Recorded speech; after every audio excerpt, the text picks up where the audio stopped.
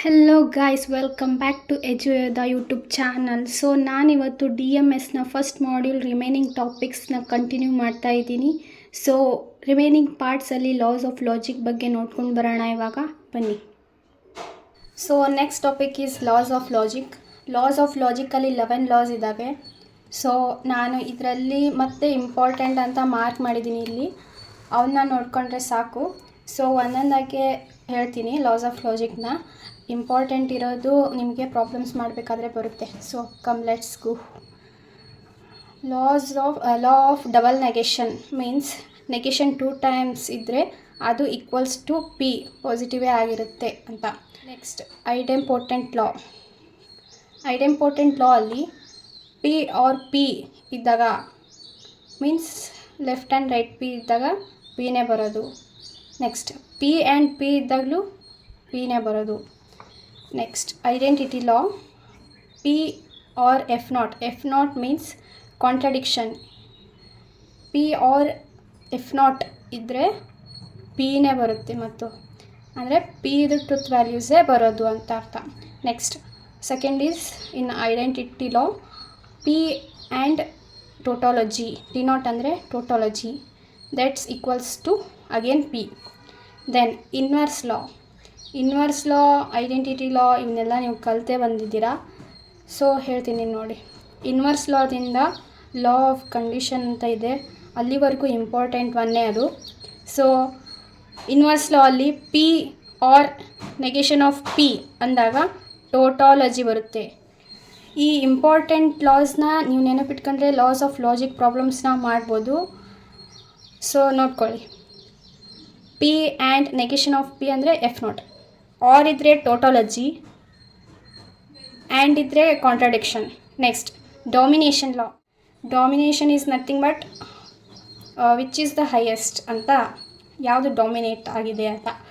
So ಇಲ್ಲಿ P or ಟೋಟಾಲಜಿಯಲ್ಲಿ tautology is the dominance. So tautology that's equals to tautology. P and ಕಾಂಟ್ರಡಿಕ್ಷನಲ್ಲಿ ಕಾಂಟ್ರಡಿಕ್ಷನ್ನೇ ಬರುತ್ತೆ, ಎಫ್ ನಾಟ್. ಆರ್ ಟೋಟಾಲಜಿ ಇದ್ದರೆ tautology, and contradiction ಇದ್ದರೆ contradiction. Next absorption law. Absorption law ಅಲ್ಲಿ ಮತ್ತೆ 2 laws ಇದೆ. So P or of P and Q ಇದ್ದರೆ again P ಬರುತ್ತೆ. Next P and of P or Q ಇದ್ರೂ ಕೂಡ ಪಿನೇ ಬರುತ್ತೆ ಆನ್ಸರ್. ಸೊ ಇದನ್ನು ನೀವು ನೋಡ್ಕೋಬೇಕಾಗತ್ತೆ. And R.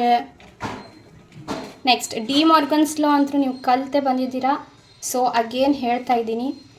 Negation of P or Q ಇದ್ದರೆ both side negation P and ಬರುತ್ತೆ symbol.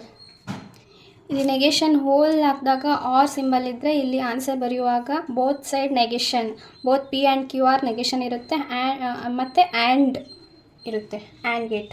Next negation of P and Q ಇದ್ದಾಗಲೂ ಅಷ್ಟೇ ವಾಯ್ಸ್ ವರ್ಸ, ಇದೊಂಥರ ವಾಯ್ಸ್ ವರ್ಸ ಇದ್ದಂಗೆ. De Morgan's law negation of P or negation of Q ಬರುತ್ತೆ. Next distributive law. First is P or whole Q and or ಅಂದರೆ P or whole of Q and R that equals to P or Q and P or R ಅಂತ ಅರ್ಥ. Distributive ಲಾನ ಹೇಗೆ distribute ಮಾಡ್ತಾರೆ ಅನ್ನೋದ್ರ ಮೇಲೆ depend ಆಗುತ್ತೆ. So P or Q and P or R ಅಂತ. Next so second law ಇಲ್ಲಿ P and whole of Q or R equivalence to same. P and Q or ಮಧ್ಯ ಬರೋದು ಬಿಟ್ಟು ಪಿ ಆರ್ ಅಲ್ಲ, ಪಿ ಆ್ಯಂಡ್ ಆರ್ ಸೇಮ್ ಇದೆ. ಓಕೆನಾ.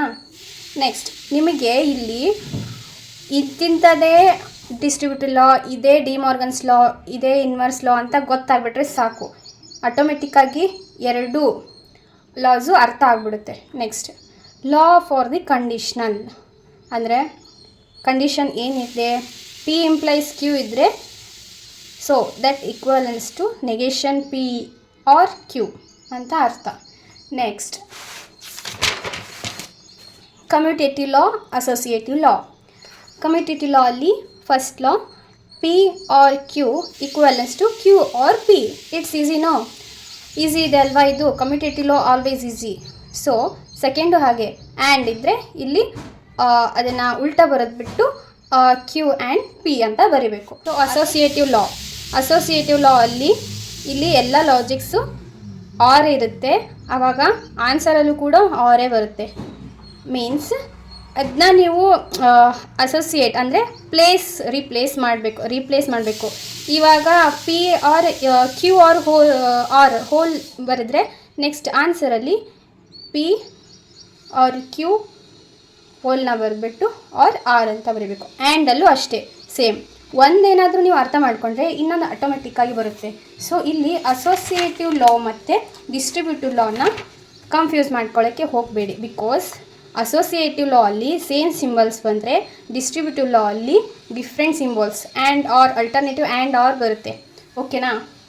Next so ಹಾಗಿದ್ದರೆ ಇದರಲ್ಲಿ ಪ್ರಾಬ್ಲಮ್ ಸೆಕ್ಷನ್ನ ನೋಡೋಣ. ಲಾಸ್ ಆಫ್ ಲಾಜಿಕ್ ಮೇಲೆ ಪ್ರಾಬ್ಲಮ್ಸನ್ನು ನೋಡೋದಾದರೆ ನಾನು ನಿಮಗೆ ಇಲ್ಲಿ ಲಾಸ್ಟ್ ಇಯರ್ ಕ್ವಶನ್ ಪೇಪರಲ್ಲಿ ಹಾಗೂ ಮಾಡೆಲ್ ಕ್ವಶನ್ ಪೇಪರ್ಸಲ್ಲಿ ಯಾವ್ದು ಕ್ವಶನ್ಸ್ ಬಂದಿದೆ 3 ಕ್ವಶನ್ಸ್ ಇದೆ ಟೋಟಲ್, ಅವನ್ನ ಎಕ್ಸ್ಪ್ಲೇನ್ ಮಾಡ್ತೀನಿ. ಇನ್ನು ಉಳಿದಿದ್ದನ್ನು ನೀವು ನೋಡ್ಕೊಳ್ಳಿ. ಯಾವುದಾದ್ರೂ ಪ್ರಾಬ್ಲಮ್ನ ಗೊತ್ತಾಗಿಲ್ಲ ಅಂದರೆ ಕಮೆಂಟ್ ಮಾಡಿ ಆ ಕ್ವಶನ್ನ ಹಾಕಿಬಿಟ್ಟು. ಸೊ ಇಲ್ಲಿ ನಾನು ನಿಮಗೆ ಫಸ್ಟ್ ಏನು ಹೇಳ್ತಾರೆ, prove the following with using loss of logic ಅಂತ ಹೇಳ್ತಾರೆ. Loss of logic. So first problem ಬಂದುಬಿಟ್ಟು P or Q and P or negation of Q, that whole or Q equivalence to P or Q ಇದೇನೋ ಇಲ್ವೋ ಅಂತ check ಮಾಡಲಿಕ್ಕೆ ಹೇಳ್ತಾರೆ. So come let's do that. ಇಲ್ಲಿ ಸೊಲ್ಯೂಷನ್ನ ಬರೆದ್ಬಿಟ್ಟು ಬರ್ತೀನಿ ಎಕ್ಸ್ಪ್ಲೇನ್ ಮಾಡಲಿಕ್ಕೆ. So ಈ ಕ್ವಶನ್ ಬಂದುಬಿಟ್ಟು ಮಾಡಲ್ ಆರ್ ಲಾಸ್ಟ್ ಇಯರ್ QP ಅಲ್ಲಿ ಇದ್ದಿದ್ದು. ಸೊ ಈ ಕ್ವಶನ್ನ ಎಕ್ಸ್ಪ್ಲೇನ್ ಮಾಡ್ತೀನಿ ನೋಡಿ. P as it is same ಕ್ವಶನಲ್ಲಿದ್ದಾಗೆ ಬರ್ತಿದ್ದಾರೆ ಲೆಫ್ಟ್ ಸೈಡ್ ಪಾರ್ಟ್ನ. Next that's equivalent to P or whole of Q and negation of Q whole of or Q. ಈ ಪಾರ್ಟ್ನ ಹಾಗೆ ಬರ್ಕೊಂಡಿದ್ದಾರೆ ಇಲ್ಲಿ. ಸೊ ಇದನ್ನು ಡಿಸ್ಟ್ರಿಬ್ಯೂಟಿವ್ ಲಾ ಪ್ರಕಾರ ಮಾಡಿದ್ದಾರೆ. ಹೇಗೆ ಮಾಡಿದ್ದಾರೆ? ಸೊ ಡಿಸ್ಟ್ರಿಬ್ಯೂಟಿವ್ ಲಾ ಏನಿದೆ,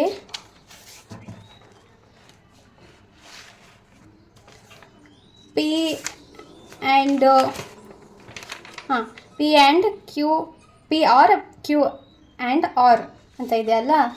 ಸೊ ಇಲ್ಲಿ P ಆರ್ Qನ ಆರ್ ಅಂತ ತಗೊಂಡಿದ್ದಾರೆ. ಓಕೆನಾ? ಅಂದರೆ ಈ ಥರ ಇದೆ. ಅದು ಯಾವುದು? ಇದು ಹೋಲ್, ಇದು ಆನ್ಸರ್ ಥರ ಇದೆ. ಸೊ ಅದನ್ನು ಇಲ್ಲಿ Qನ ಆರ್ ಅಂತ ರಿಪ್ಲೇಸ್ ಮಾಡಿ. ಓಕೆನಾ? ಕ್ಯೂ ಅಷ್ಟೇ, ನೆಗೇಷನ್ ಬೇಡ, Q ಅಷ್ಟೇ ಆರ್ ಅಂತ ರಿಪ್ಲೇಸ್ ಮಾಡಿದಾಗ ಈ ಥರ ಬರೀಬೇಕು. P or Q and negation of Q.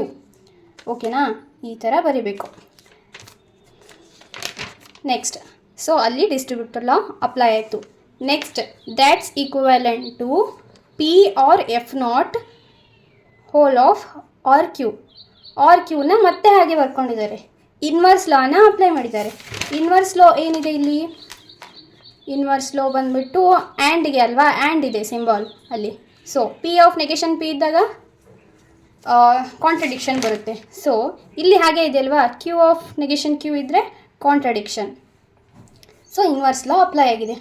So P R ಕಾಂಟ್ರಡಿಕ್ಷನ್ನ ಏನು ಬರೀಬೋದು? P ಆರ್ F0ನ ಏನಂತ ಬರೀಬೋದು? ಯಾವುದು ಲಾ ಇಲ್ಲಿ ಅಪ್ಲೈ ಆಗಿದ್ದು? ಸೊ ಐಡೆಂಟಿಟಿ ಲಾ. ಇಲ್ಲಿ ಬರದೇ ಇಲ್ಲ ನೋಡಿ, ನಾನು ಐಡೆಂಟಿಟಿ ಲಾ ಅಪ್ಲೈ ಮಾಡಿದ್ದಾರೆ. ಸೊ P ಆರ್ F0 ಇದ್ದರೆ P ಅಷ್ಟೇ, ಇದು P ಅಷ್ಟೇ ಆಗುತ್ತೆ. ಸೊ P ಆರ್ Qನ ಹಾಗೆ ಬರ್ಕೊಂಡಿದ್ದಾರೆ. ಸೊ ಇಲ್ಲಿ ಕೇಳಿರೋದು ಅದೇ ನಮಗೆ is equivalent to P or Q ಇದೇನೋ ಇಲ್ವೋ ಅಂತ. ಸೊ ಆನ್ಸರ್ ಬಂದಿದೆ.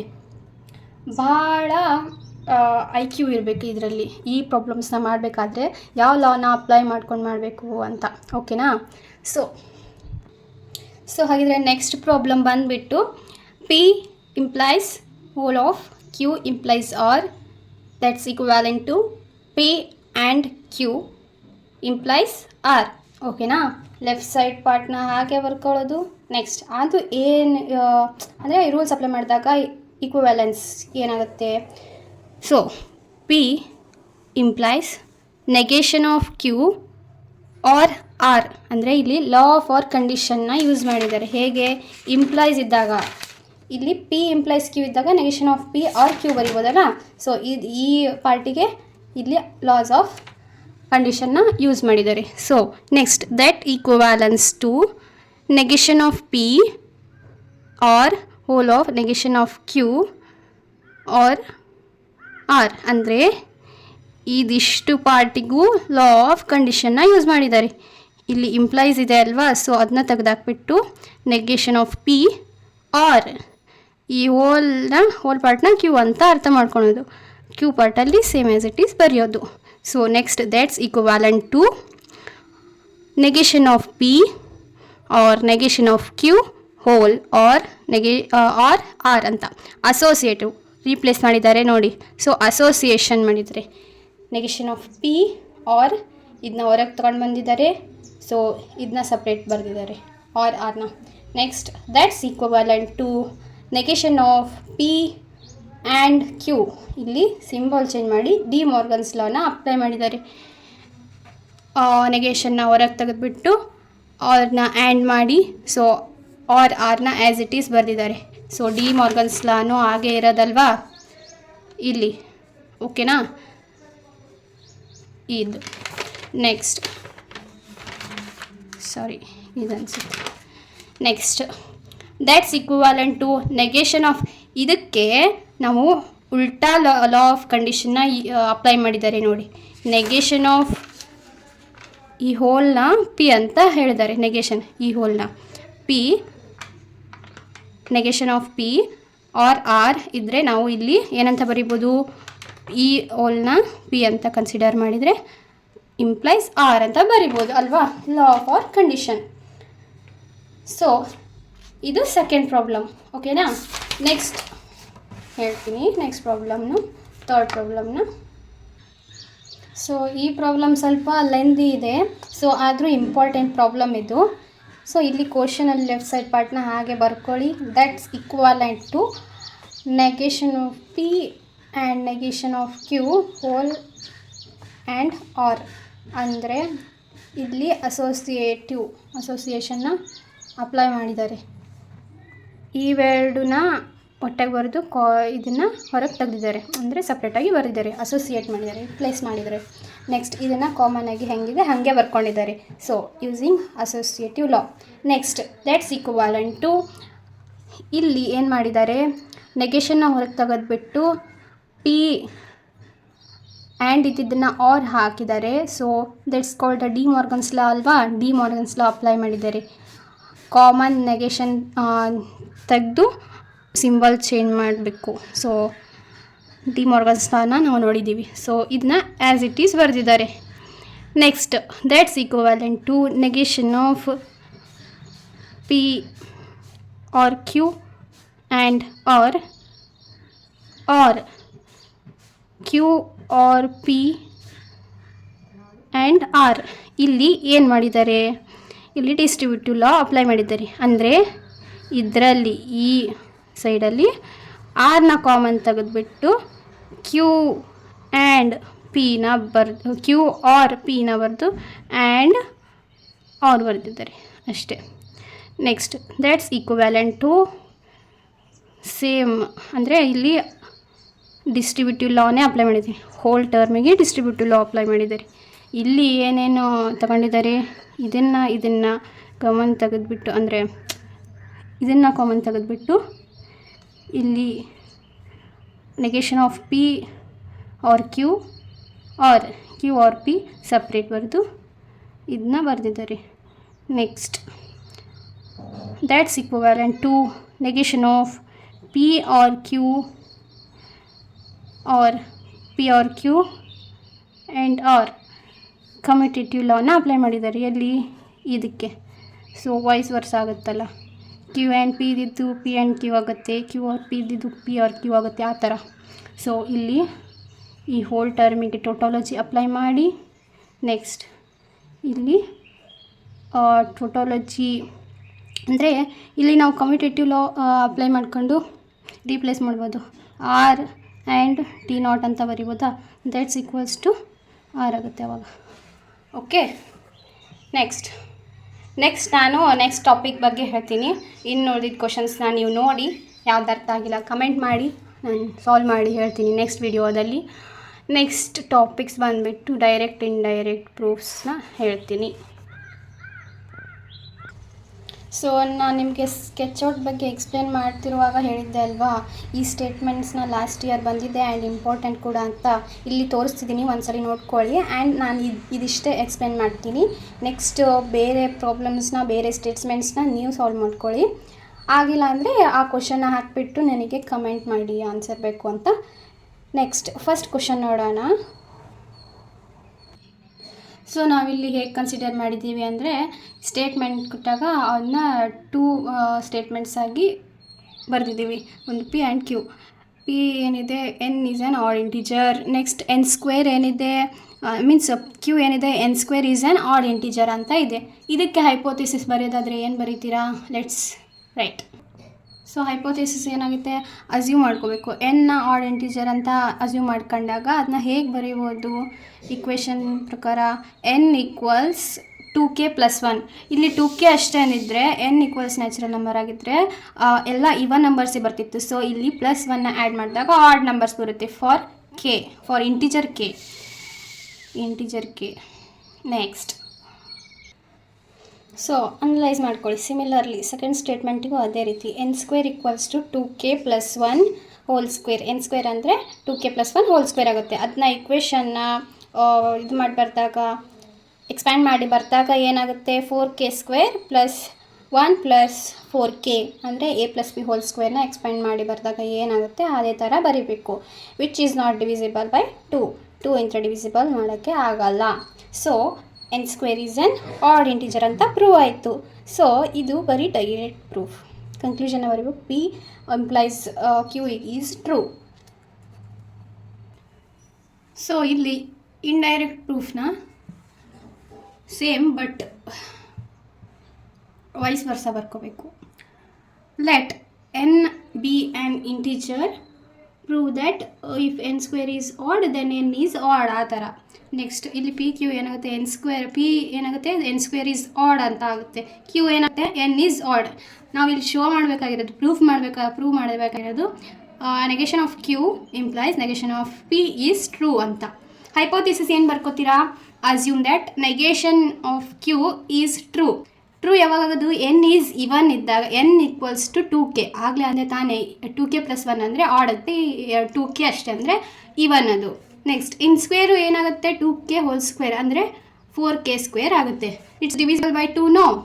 ದೆನ್ ಡೈರೆಕ್ಟ್ ಪ್ರೂಫಲ್ಲಿ ಆಡುತ್ತೆ, ಸೊ ನಾಟ್ ಡಿವಿಸಿಬಲ್ ಬೈ 2. ಇಲ್ಲಿ ಡಿವಿಸಿಬಲ್ 2 ಇವನ್ ಇರುತ್ತೆ. Next therefore negation P is true ಆಯಿತಾ ಇವಾಗ. ನೆಕ್ಸ್ಟ್ ಯಾವಾಗ negation of Q assume true ಅಂತ ಅಸ್ಯೂಮ್ ಮಾಡಿದಾಗ negation of P is true ಅಂತ ಆಯಿತು. So N square is even, so ಅದಕ್ಕೆ ನೆಗೇಷನ್ ಪಿ ಈಸ್ ಟ್ರೂ ಅಂತ ಆಯಿತು. ಸೊ ಕನ್ಕ್ಲೂಷನ್ ಏನು ಬರೀತೀರ ಹಾಗೆ, negation Q implies negation P is true ಅಂತ ಬರೀಬೇಕು. ಕಾಂಟ್ರಾಡಿಕ್ಷನ್ ಪ್ರೂಫಲ್ಲಿ ಸೇಮ್ ಬರ್ಕೋಬೇಕು. ಪಿನ N square is odd, Q N is odd. Show ಮಾಡಬೇಕಾಗಿರೋದು P tends to Q is true by contradiction method. ಇಲ್ಲಿ ಅಸಂಪ್ಷನ್ ಏನಾದರೂ ರಾಂಗ್ ಆದರೆ ಮಾತ್ರ ಇಲ್ಲಿ ಕನ್ಕ್ಲೂಷನ್ನು ಟ್ರೂ ಆಗೋದು. ಅಂದರೆ ಇವಾಗ ಅಸಂಪ್ಷನ್ನು P tends to Q false ಅಂತ ತೊಗೊಂಡಿವಿ, ಅಂದರೆ ಪಿ ಟ್ರೂ ಅಂತ ಕ್ಯೂ ಫಾಲ್ಸ್ ಅಂತ. ಅನಲೈಸ್ ಏನು ಮಾಡ್ಕೊಂಡಿವಿ, ಕ್ಯೂ ಈಸ್ ಫಾಲ್ಸ್ ಅಂತ ಅನಲೈಸ್ ಮಾಡ್ಕೊಳ್ಳಿ. ದಟ್ ಈಸ್ ಎನ್ ಈಸ್ ಇವನ್ ಆದರೆ 2k ಆಗುತ್ತೆ. ನೆಕ್ಸ್ಟ್ ಎನ್ ಸ್ಕ್ವೇರ್ ಏನಾಗುತ್ತೆ, 2k ಸ್ಕ್ವೇರ್ ಹೋಲ್ ಸ್ಕ್ವೇರ್ ಅಂದರೆ 4k, ಅದು ಡಿವಿಸಿಬಲ್ ಬೈ 2 ಅಲ್ವಾ. ಸೊ ಎನ್ ಸ್ಕ್ವೇರ್ನ ಇವನ್ ಅಂತ ಕರಿಬೋದು. ಇಲ್ಲಿ ಆಡ್ ಇದೆ ಬಟ್ ನಮಗೆ ಬಂದಿರೋದು ಬೋತ್ ಇವನ್ ಅಂತ ಬಂದಿದೆ. So P is false, P is false ಆಗುತ್ತೆ. ನೆಕ್ಸ್ಟ್ ಅಸಂಪ್ಷನ್ ರಾಂಗ್ ಆಯಿತು ತಾನೆ, ಪಿ ಈಸ್ ಟ್ರೂ ಅಂತ ತೊಗೊಂಡಿದ್ವಿ ಬಟ್ ಇಲ್ಲಿ ಫಾಲ್ಸ್ ಆಯಿತು. ಸೊ ಅದಕ್ಕೆ ಕಾಂಟ್ರಡಿಕ್ಷನ್ ಅನ್ನೋದು. So assumption is wrong. Then P Q conclusion ಏನಂತ ಬರೀತೀರಾ, P tends to Q is true ಅಂತ ಬರೀಬೇಕು. So this is the contradiction method. So ನಾನಿವತ್ತು ಇಲ್ಲಿಗೆ ಈ ಸೆಷನ್ನ ಮುಗಿಸ್ತಾ ಇದ್ದೀನಿ. ನೆಕ್ಸ್ಟ್ ಸೆಷನಲ್ಲಿ ನಿಮಗೆ ಯಾವ ಟಾಪಿಕ್ ಬಗ್ಗೆ ಪ್ರಾಬ್ಲಮ್ಸ್ ಬೇಕು, ಯಾವ ಟಾಪಿಕ್ ಬಗ್ಗೆ ಎಕ್ಸ್ಪ್ಲನೇಷನ್ ಬೇಕು, ಅದನ್ನ ಕ್ವಶನ್ ಹಾಕಿ ಅಥವಾ ಟಾಪಿಕ್ ಹೇಳಿ ಆವಾಗ ನಾನು ನಿಮಗೆ ನೆಕ್ಸ್ಟ್ ಸೆಷನಲ್ಲಿ ಎಕ್ಸ್ಪ್ಲೇನ್ ಮಾಡ್ತೀನಿ. ಕಮೆಂಟ್ ಬಾಕ್ಸಲ್ಲಿ ಹೇಳಿ ಯಾವ ಟಾಪಿಕ್ ಬೇಕು ಅಂತ, ಓಕೆನಾ. Then next session I will continue with the next module, ಓಕೆನಾ. Thank you guys. Like, share and subscribe please.